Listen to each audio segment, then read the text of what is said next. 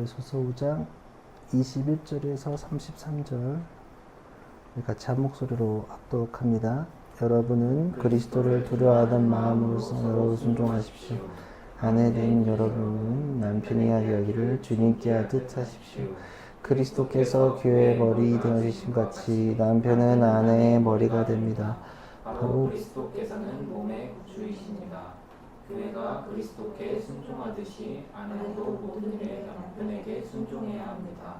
남편된 이 여러분, 아내를 사랑하기를 그리스도께서 교회를 사랑하셔서 교회를 위하여 자신을 내주신 같이 하십시오. 그리스도께서 그렇게 하신 것은 교회를 물로 씻고 말씀으로 깨끗하게 하여서 거룩하게 하시려는 것이며 티나 주름이나 또 그와 같은 것들이 없어 아름다운 모습으로 교회를 자기 앞에 내세우시는 것이며 교회를 거룩하고 흠이 없게 하시려는 것입니다. 이와 같이 남편도 아내를 자기 몸과 같이 사랑해야 합니다. 자기 아내를 사랑하는 것은 곧 자기를 사랑하는 것입니다. 자기 육신을 미워한 사람은 없습니다. 누구나 자기 육신을 먹여 살리고 돌보기를 그리스도께서 교회를 그렇게 하신 듯이 합니다. 우리는 그리스도의 몸의 지체입니다. 그러므로 사람이 부모를 떠나 자기 아내와 합하여 그 둘이 한 몸이 되는 것입니다. 이 비밀은 큽니다. 나는 그리스도와 교회를 두고 이 말을 합니다. 그러므로 여러분도 각각 자기 아내를 자기 몸같이 사랑하고 아내도 자기 남편을 존중하십시오. 아멘. 이 하나님의 말씀입니다. 오늘 주 안에서 가정이란 제목으로 말씀을 나누겠습니다. 지금의 시대는 탈권위주의 흐름 안에 존재하고 있습니다. 18세기 유럽의 계몽주의는 교회의 권위와 왕권에 대한 부정적 견해를 이야기했습니다. 그 흐름이 2차 세계대전 이후 각도 터져나왔는데요. 2차 세계대전 이후 서구와 또 일본에서 파시즘과 전체주의에 대한 반성과 움직임이 일어났습니다. 흔히 68운동이라고 하여서 1968년 프랑스와 미국을 중심으로 반정부 운동이 일어났었습니다. 이 68운동은 단기적으로 실패했습니다. 그러나 장기적으로는 서구 사회에 큰 변화를 일으킨 일입니다.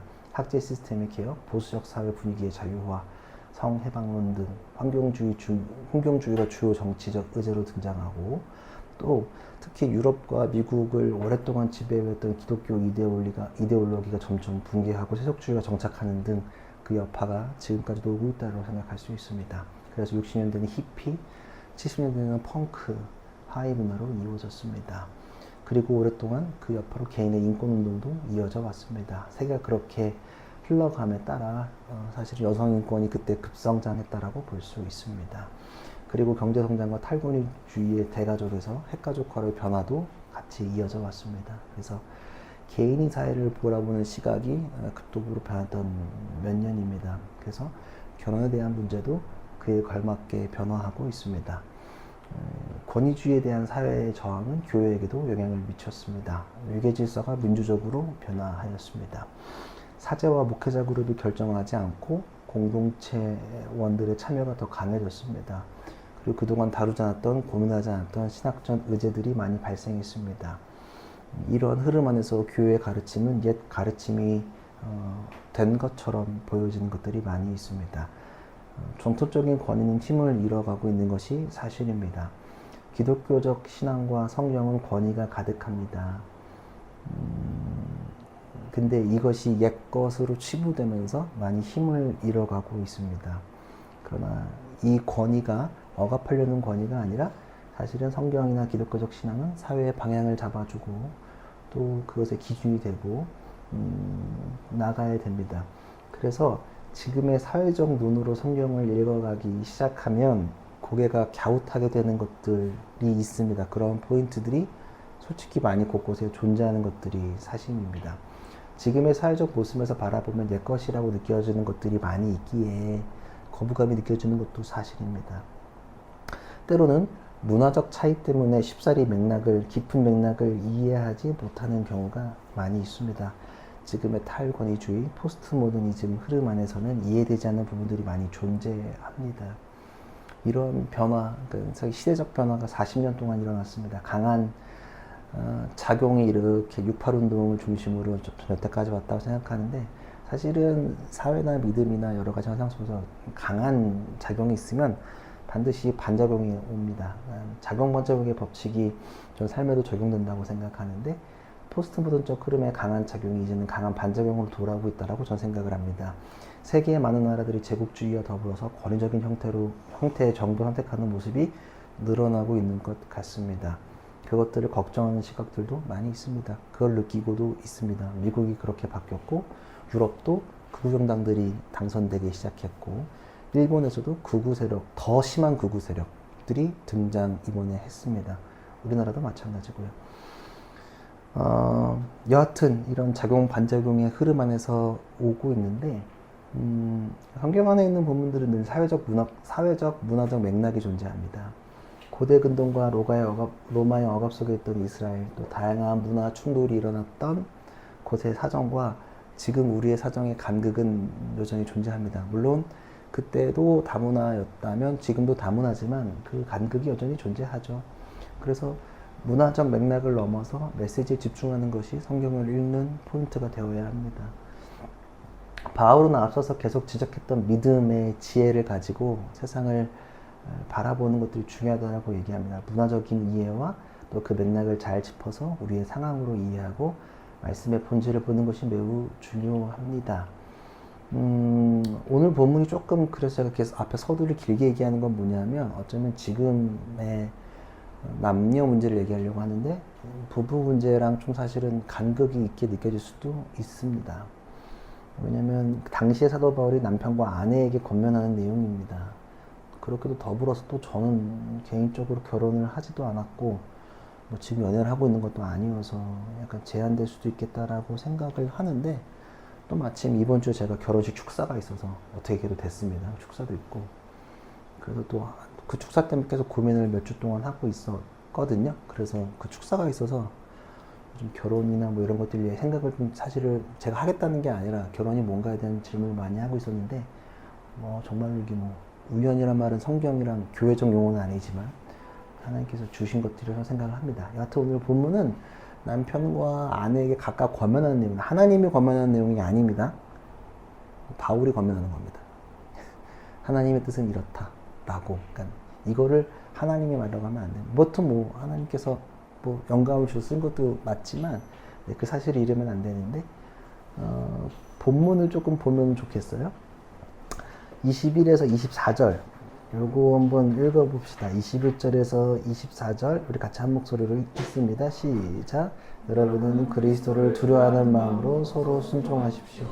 아내된 이 여러분 남편에게 하기를 주님께 하듯 하십시오.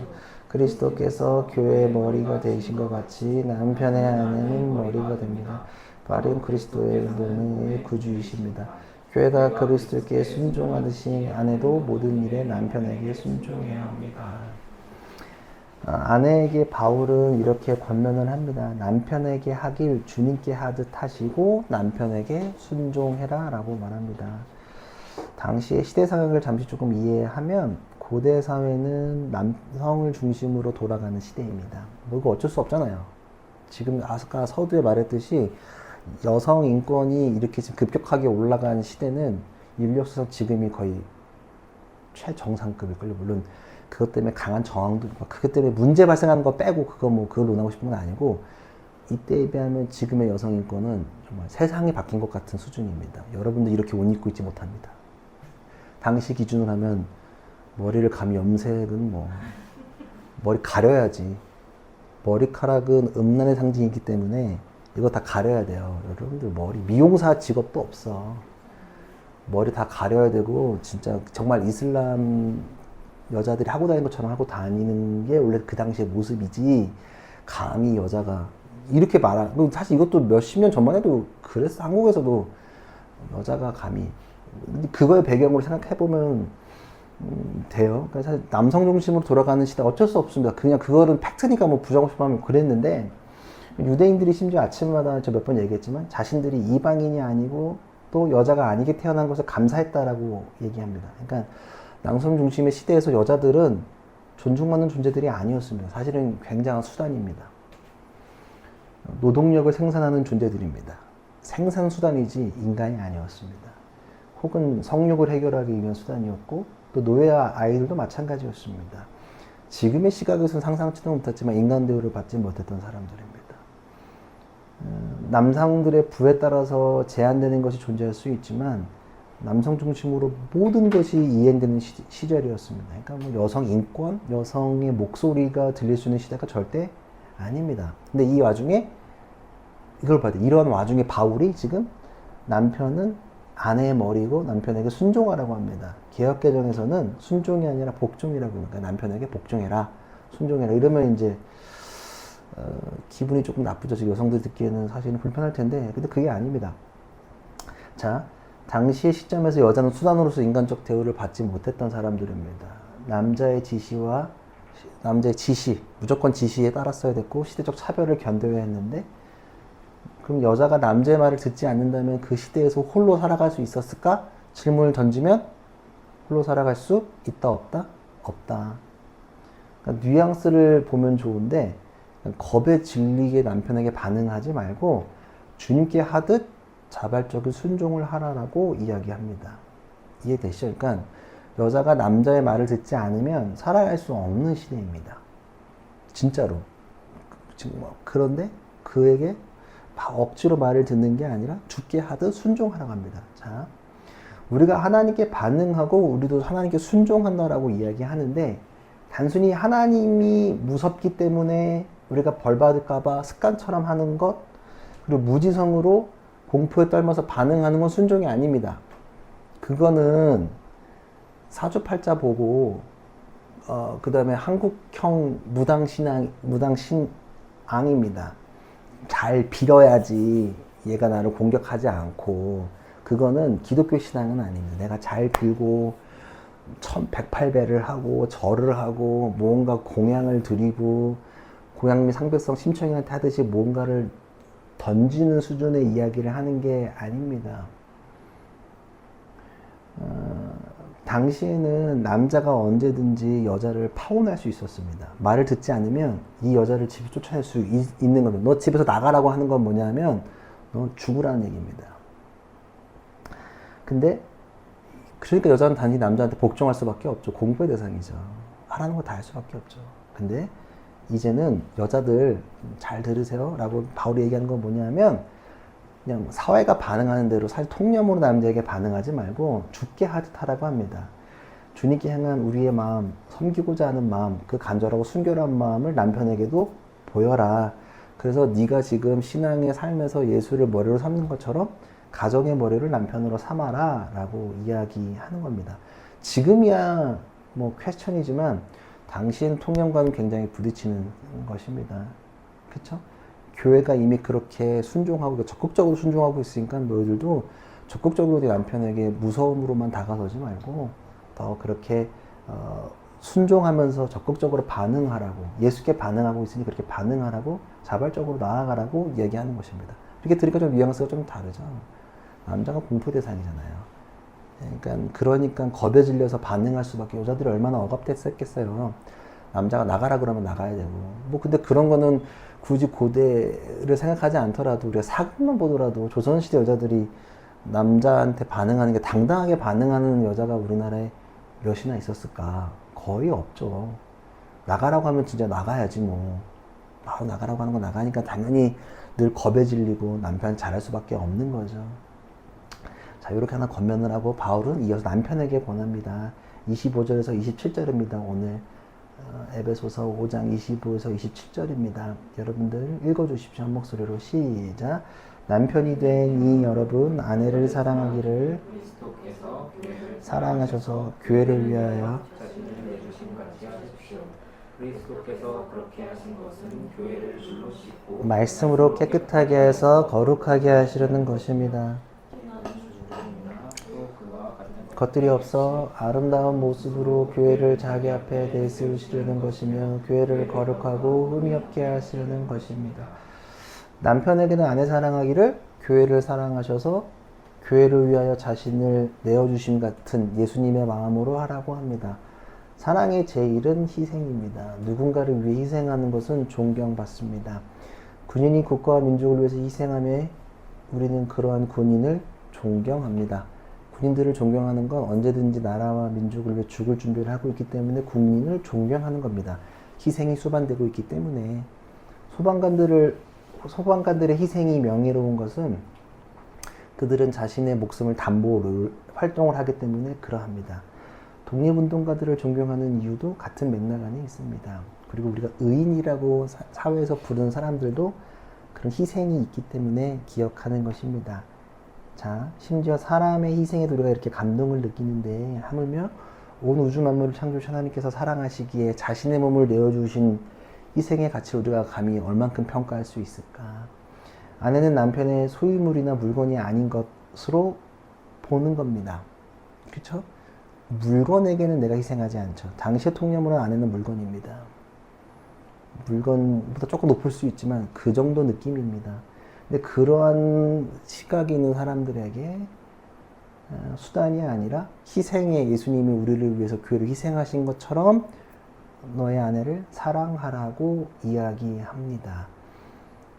그럼 왜 그렇게 희생하고 사랑해야 되냐? 너가 예수가 우리를 왜 그럼 희생하고 사랑하게 하셨냐? 왜 사랑하셨냐? 이유를 얘기합니다. 26에서 27절입니다. 교회를 우리를 왜 희생하셨냐? 그 이유를 얘기합니다. 26, 27절입니다. 시작. 그리스도께서 그렇게 하신 것은 교회를 물로 씻고 말씀으로 깨끗하게 하여서 거룩하게 하시는 것입니다. 티나 주름이나 또 그와 같은 것들이 없어 아름다운 교회로 교회를 자기 앞에 내세우시려는 것이니 교회를 거룩하고 흠이 없게 하시려는 것입니다. 네, 교회를 씻고 깨끗하게 그래서 거룩하게 흠없게 만들기 위해서 희생했다고 합니다. 자, 남편은 인내를 위해 희생해야 하는데 희생의 이유는 뭐냐면 거룩한 상태를 유지하기 위해서 희생하라고 하는 겁니다.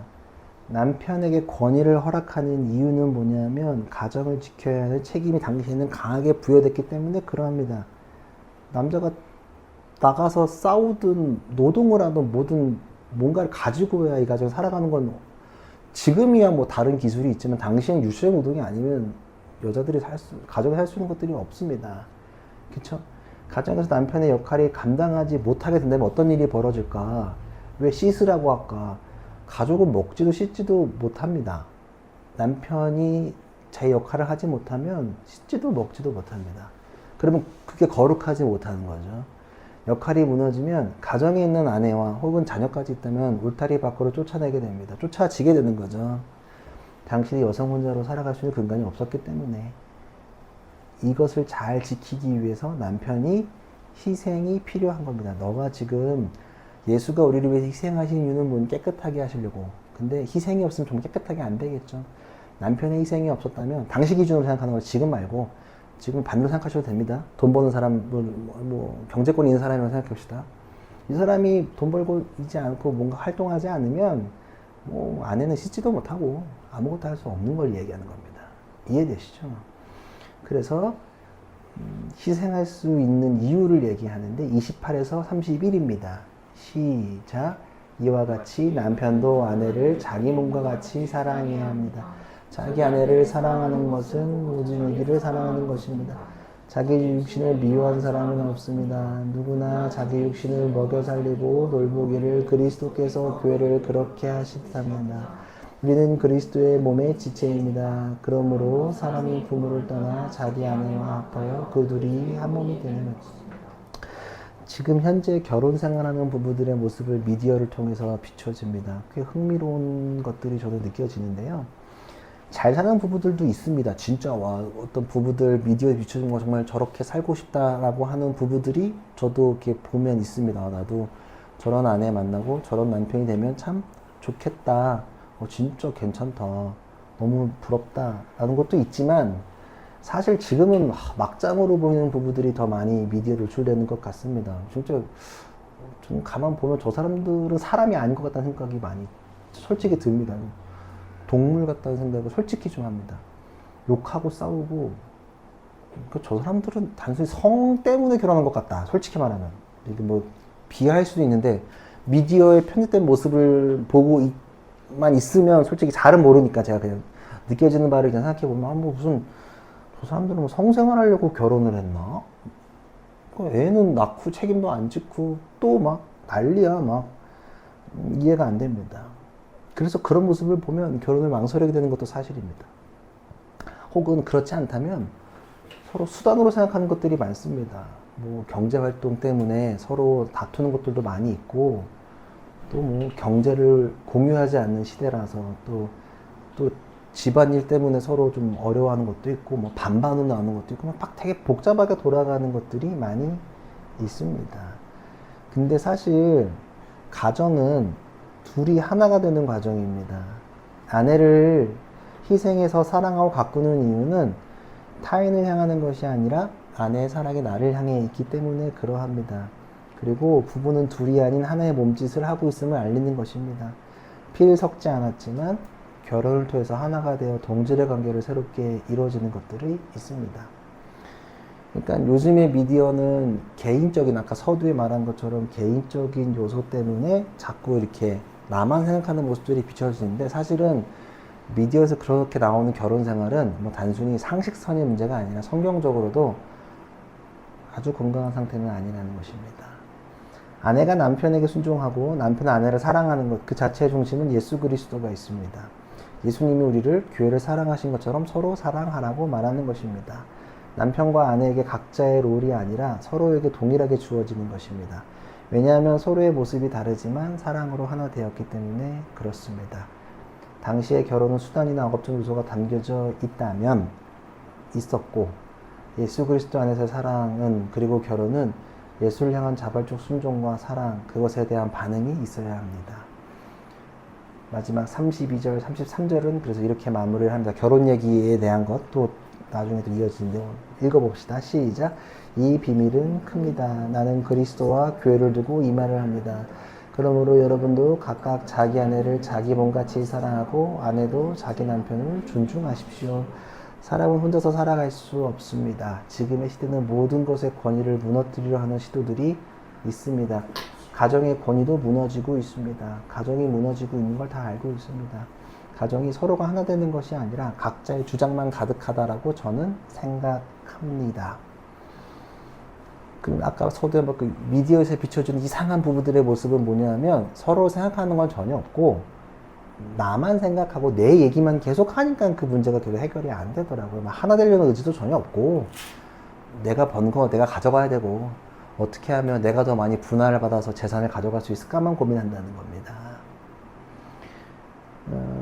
아내와 남편이 순종과 사랑으로 세워지지 않고 개인적인 것만 가득한다면 지금의 모습처럼 될 수 있는 것입니다. 그래서 성경에서 남성적 힘으로 가정을 누르라고 얘기하는 것이 아닙니다. 사랑하고 순종, 우리가 죽게 하는 그 사랑과 순종을 동일하게 서로에게 남편과 아내가 그렇게 감당하라고 요청하는 것입니다. 제가 뭐 요즘에 연애 관찰 프로그램들이 많아서 사람들은 다 이러쿵저러쿵 연애에 대해서 쉽게 얘기합니다. 야, 쟤가 저렇게 하면 안 됐어. 뭐 하도 뭐가 많아서 뭐 어쩌고저쩌고 했는데 근데 저러쿵 말하는 건 쉽죠. 모태솔로지만 그거 보면 사람들 미숙하니까 쉽게 얘기할 수 있지만 또 그 잘생긴 사람들 나오는 거 보면 또 그렇게 말 안 한단 말이야. 얼마나 야비한 사람들 얼마나 간사한지 몰라요. 그 멋있는 사람들이 하면 내가 봤을 땐 별반 차이 나는 일 아닌데 잘생기고 이쁜 사람들이 하면 막 음악 깔아주고 그러니까 좋은 것처럼 느껴지고, 모태 솔로 혹은 어떤 프로그램에 조금 못생긴 사람들 서로 막 연애하는 거 보면 그거도 막. 여튼 내가 진짜 사랑하는 것은 쉽지 않습니다. 순종과 사랑을 서로에게 한다는 것 어렵습니다. 연애를 하다 보면 이게 좀 신뢰가 깨지면 서로 의심하게 됩니다. 사랑이 아니라 의심하게 되면 반드시 억압하게 됩니다. 몇 시까지 들어가라, 연락해라 라고 하는 것은 서로 불신해서 모든 것이 일어난다고 생각을 합니다. 불신은 사랑을 망치고 예수에 대한 불신도 믿음을 꺾게 만듭니다. 사랑은 집착이 아닙니다. 집착은 의처증과 의부증으로 이어집니다. 상처만 남습니다. 아내와 남편은 서로를 사랑해야 합니다. 여자만 남자만 한 주체가 사랑하는 것은 절대 안 됩니다. 그렇게 성경의 창세기에서 아담을 홀로 두지 않으시고 하와를 창조하셔서 가정을 만드셨습니다. 제가 읽어드리겠습니다. 창세기 2장 22절입니다. 주 하나님이 남자에게서 뽑아낸 갈빗대로 여자를 만드시고 여자를 남자에게로 데리고 오셨다. 그때 그 남자가 말하였다. 이제 나타났구나. 이 사람 뼈도 나의 뼈, 살도 나의 살. 남자에게서 나왔으니 여자라고 부를 것이다. 그러므로 남자는 아버지와 어머니를 따라 아내와 결합하여 한 몸을 이루는 것이다. 남자와 그 아내가 둘 다 벗겨지고 있었으나 부끄러워하지 않았다. 결혼은 하나 되는 것입니다. 그리고 서로의 모든 것을 공유해도 부끄럽지 않은 것입니다. 하나 됐기 때문에 모든 것을 공유하게 됩니다. 부부끼리의 사랑은 음란이 아닙니다. 그러나 서로를 사랑하지 못하면 그 하나됨이 깨져나가면 음란해진다라고 생각합니다.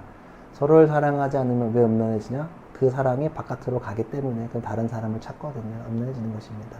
남편과 아내를 두고 다른 사람을 찾는 건 100% 음란입니다. 그것은 진정한 합일이 아니기 때문에 그러합니다. 하나를 만드셨지만 하나에서 둘이 되고 그들이 다시 하나가 되는 것이 가정입니다. 부모께 독립해서 내가 하나가 되었고 또 다른 사람이 둘이 또 하나가 되는 게 가정이고 또 둘이 하나가 되었을 때 아이가 나오는 다시 탄생하게 되는 것이 저는 가정이라고 생각합니다. 하나가 되었다가 둘이 되고 둘이 되었다가 하나가 되는 것이 가정이 아닌가라는 생각이 듭니다. 성경에서 결혼에 대한 비유가 많이 있습니다. 가나의 혼인잔치, 무리버나의 포도전에 그거 혼인잔치입니다. 그리고 열처의 비유에서 신랑 대신 예수를 기다린 처녀들도 결혼과 비유됩니다. 그래서 성경에서는 예수님이 신랑이고 교회가 신부라고 계속 비유적으로 이야기합니다. 결혼에 대해서 비유하는 것들이 굉장히 많이 있습니다. 자, 신랑은 결혼을 전제로 얘기하면 우리는 거룩함을 서로에게 유지해야 합니다. 거룩함이라는 건 깨끗하게 한다는 거잖아요. 그래서 몸 잘 씻고 단순히 몸 잘 씻으라는 얘기는 아니고 내 마음도 잘 정돈하고 음란하지 않은 상태로 유지하는 건 못나하지 말라는 것들의 지금의 기준은 이때의 기준과 좀 다를 수도 있겠지만 여튼 제가 더 설명하지 않아도 어떤 상태인지는 다 아실 거라고 생각을 합니다. 자, 성경의 시작인 창세기에서 가정이 탄생했습니다. 그쵸? 가정이 탄생했고 성경의 마지막은 요한계시록인데 그 중에서 7장과 21장을 보면 그리스도의 혼인잔치에서 열방에서 모인 백성들이 주님의 교회를 이루는 장면들이 묘사되고 있습니다. 성경의 시작도 결혼, 마지막도 결혼, 중간도 결혼 얘기가 많이 있습니다. 그만큼 중요하다는 얘기를 하는 겁니다. 결혼이 그러합니다. 우리는 결혼과 결혼식을 혼돈합니다. 지금 청첩장을 보낼지 말지, 식장을 어디로 할지, 밥을 어떻게 하는 것은 결혼에 아무것도 아니고 그건 식의 어떤 일부분, 그건 중요하지 않다라고 생각합니다. 물론 중요한데 그것이 본질은 아닙니다. 제가 안타까운 것은 한국교회 청년들이 결혼과 결혼식을 구분하지 못하고 시작한다는 것입니다. 결혼식이 매우 중요하지만 결혼식보다 중요한 것은 결혼 그 자체입니다. 예식장의 시간이 짧은 것은 알고 있으나 결혼식은 결혼의 포문을 여는 거룩한 예식이어야 한다고 저는 생각을 합니다. 그냥 예수님 없이 서로 좋은 말만 주고받고 끝나는 것은 결혼이 아닙니다. 그 유튜브용 결혼식이라고 저는 생각을 합니다. 잘 모르겠어요. 솔직히 저 이번 축사하러 가는데 솔직히 잘 모르겠어요. 예배 아니거든요, 이거.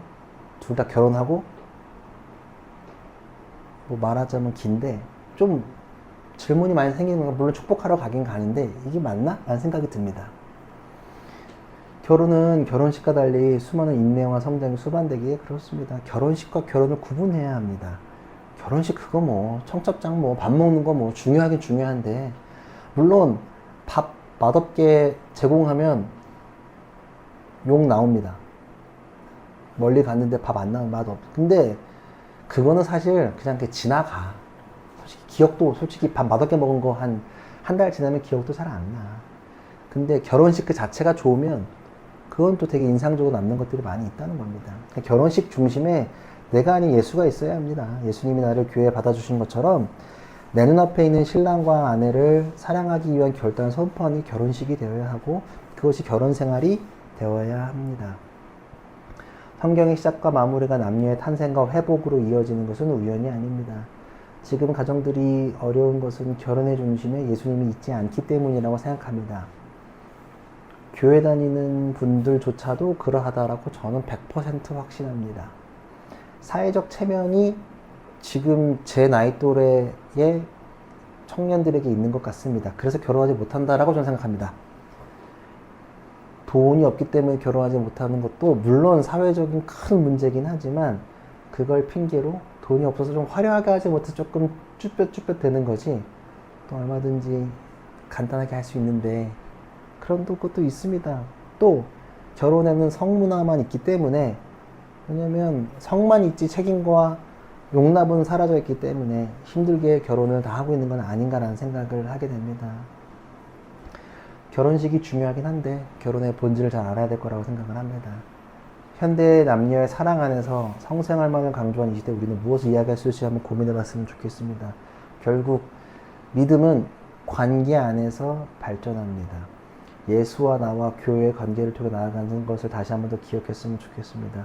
죽게 하듯 나의 남편과 아내에게 지금 연애 지금 많이들 하고 있는데 결혼 전이니까 다 탐색을 해보시고 내가 앞에 있는 연인에게 순종하고 희생으로 사랑할 수 있는지 질문하고 그런 마음이 돋아나면 결혼을 하시면 좋겠다.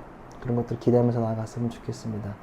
결혼을 할 때 저 사람이 나의 부족한 점을 채워줄 수 있을까가 아니라 내가 저 사람의 부족한 것도 사랑하고 품을 수 있고 또 용납할 수 있겠다라는 마음이 들면 결혼해야 하지 않을까라는 생각을 합니다. 물론 제가 안 해봐서 이렇게 그냥 쉽게 얘기하는 걸 수도 있는데 그게 저는 중요하다라고 생각을 합니다. 지금은 상황 맞춰서 그냥 하는 것들도 많이 있으니까 그리고 여러분들도 뭐 이 질문에 되게 찔리는 것도 많이 있을 거라 생각합니다. 저는 그냥 여기 있는 거 얘기하는 겁니다. 제가 뭐 알아서 얘기하는 게 아닙니다. 그리고 의도적으로 하는 것도 아니고 여튼 믿음은 관계입니다.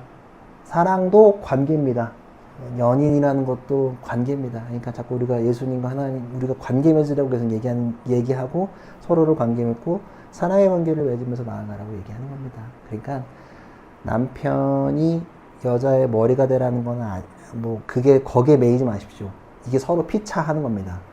서로에게 또 지금 뭐 저는 이게 약간 경제권으로 이해했거든요. 100% 맞는 말은 생각하지 않지만 뭐 여자가 경제권 많이 갖고 있으면 남자가 또 여자 이렇게 또 머리로 삼고 잘 해도 뭐 괜찮잖아. 지금 그런 분들도 많이 있고 뭐 나쁘다고 생각하지 않습니다. 그리고 또 반대 똑같습니다. 예수 사랑하듯 서로에게 하는 것들이 저는 매우 중요하다고 생각합니다. 서로에게 하는 거지 뭐 남자가 뭐 머리니까 여자는 무조건 말하지 말아라. 그건 시대적 배경이 있는 거니까 뭐 거기에 매일 필요는 전혀 없고 중요한 건 희생하고 용납하고 사랑하는 건 예수가 우리한테 한 것처럼 내 앞에 있는 아내와 남편에게 그렇게 하는 것들이 매우 중요합니다. 여기 지금 대부분 많은 분들이 연애하고 있네. 연애하는 분들 잘 한번 더 기억해 보시고 또 결혼 앞두고 있는 분들 그런 생각해 봤으면 좋겠고 저도 한번 연애를 한다면 이런 것들 한번 고민해 보겠습니다. 그래서 제가